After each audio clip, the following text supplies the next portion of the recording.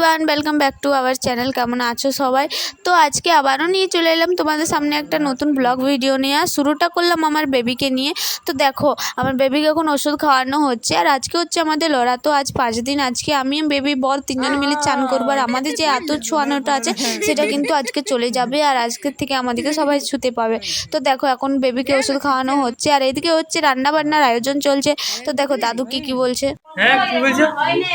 দোকানে রেখে যা, বান্ধি বান্ধি রেখে দে। মানে ইয়াদের বলছি কি এখন নয়, এটা বিকালের দিকেতে। বিকেল? হ্যাঁ, ইয়াদের আলাদা আলাদা সব নেই। এখনই তো ভালো। এই যে দাদু আর দিদাকে দেখলে, এটা হচ্ছে আমার শ্বশুরের মেসো, আর ওটা হচ্ছে আমার শাশুড়ির পিসি। তো যারা যারা আমার ভিডিও দেখো তারা নিশ্চয়ই এদেরকে চিনবে। আর দেখো এখানে কিন্তু দাদু আর দিদা, মানে দাদু যে আছে তার বউ আসেনি, আর দিদার যে আছে তার হাজব্যান্ড আসেনি। তো যার কারণে দেখো এরা না রান্নার বাহানে একঠিনে দাঁড়িয়ে গল্প করছিল কত। সেটাই আমার বর যায়নি, আর কি মারছিল যে ভিডিও করে রাখছি, তোমার বউকে আর ওর বউকে দেখাবো, তাহলে দেখবে তোমরা বুঝবে তোমাদেরকে কেরম দিবে, ঝগড়া হবে। তো সেটা মিলে হাসাহাসি করছিলাম। আর দেখো এখানে কিন্তু মাছ ভাজা হয়ে গেছে অনেকটাই, আর এদিকে ঝোল ফুটছে, আর এদিকে দিদা না সমস্ত তরকারি পাতি দাদুকে কেটে কেটে দিচ্ছে। দুজন মিলে দেখো কিরম রান্না করছে। আজকে মা তো রান্না করতে পারবে না, কারণ মাও আতুর ছোঁয়া। আর এখন যে আমি ভয়েস ওভারটা করছি না, সেটা কিন্তু আমার বেবিকে নিয়ে করছি। পাশে আমার বেবি আছে, দেখো আওয়াজটা তোমরা শুনতে পাচ্ছ ওর। আর এদিকে দেখো কিন্তু রান্না বান্না সমস্ত কিছু হয়ে এসেছে, আর এদিকে ধাই দিদি এখন ঘর দুয়ার পরিষ্কার করে এখন বেবিকে স্নান করাবে।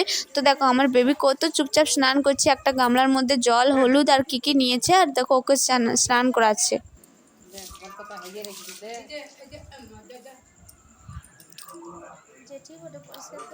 আর এখন হচ্ছে কিন্তু দুপুরবেলা, এখন আমরা স্নান করে এসে গেছি, আর এখানে দেখো খাওয়া দাওয়ার আয়োজন চলছে। বেশি কিছু তো ক্লিপ নেওয়া হয়নি, যার কারণে যেটুকুই নিচ্ছি সেটুকুই তোমাদের সাথে শেয়ার করছি।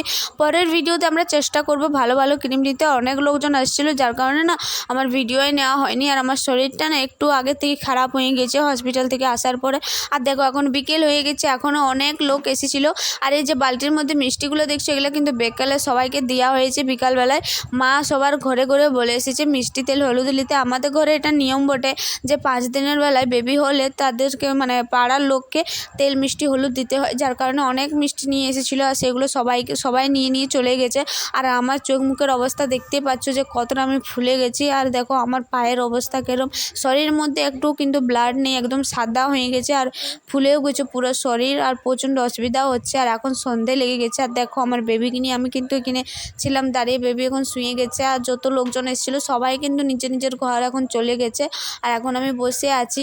তো দেখো এখানে মা কিন্তু এখন সন্ধেবেলায় নিজের কাজ টুকটুক করে নিচ্ছে। এবার দেখা হবে অন্য কোনো ভিডিওতে। আমার বেবিকে নিয়ে কিন্তু অন্য ভিডিওতে আমি আসছি ফিরে এবার।